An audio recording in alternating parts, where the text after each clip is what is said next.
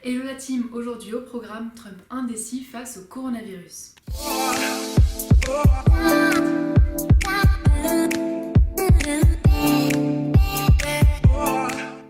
La caricature de la semaine, c'est celle-ci. On distingue clairement le président américain Donald Trump en plein volte-face.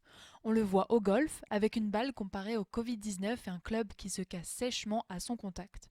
Il s'agit d'une caricature de l'artiste Bruno Marti, qui s'amuse du retournement de situation dans la politique du président américain contre l'épidémie du coronavirus.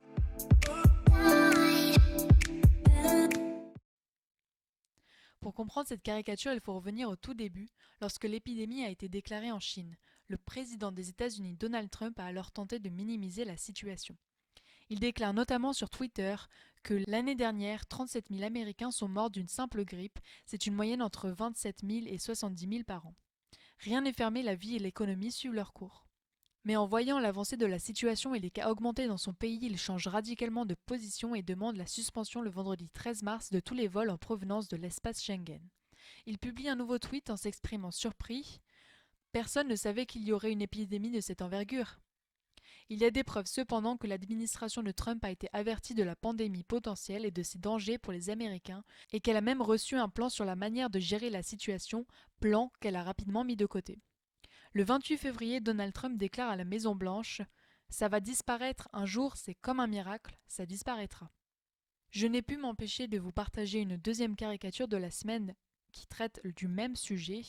Ici, on retrouve le président des États-Unis à la place de la Statue de la Liberté, avec dans sa main un flacon d'un potentiel vaccin contre le coronavirus et un chèque de 1 milliard d'euros. Il arbore une attitude fière et s'exclame avec une phrase qui lui est devenue si connue « L'Amérique en premier ». Le caricaturiste Perico ironise la situation en ajoutant « Trump sauve l'Amérique du Covid-19 ».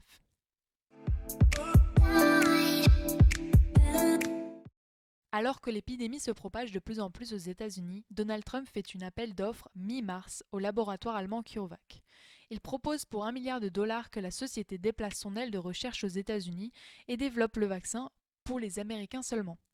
L'offre est finalement déclinée. La caricature s'amuse donc ici avec l'idée de liberté qui aurait été largement bafouée par le président américain en cas d'accord avec la société allemande. Cet après-midi, les États-Unis comptaient environ 180 000 cas détectés et presque 4 000 morts, qui fait des États-Unis le nouveau centre de l'épidémie mondiale. Le président des États-Unis s'est alors exprimé.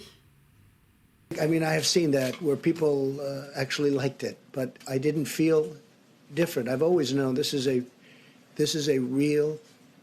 pandemic. I felt it was a pandemic long before it was called a pandemic. All you had to do is look at other countries. Le tweet de la semaine est attribué à Barack Obama, ancien président des États-Unis, qui accuse Donald Trump de ne pas avoir anticipé. Nous avons tous, de façon terrible, pu constater les conséquences provoquées par ceux qui ont rejeté les avertissements sur une pandémie.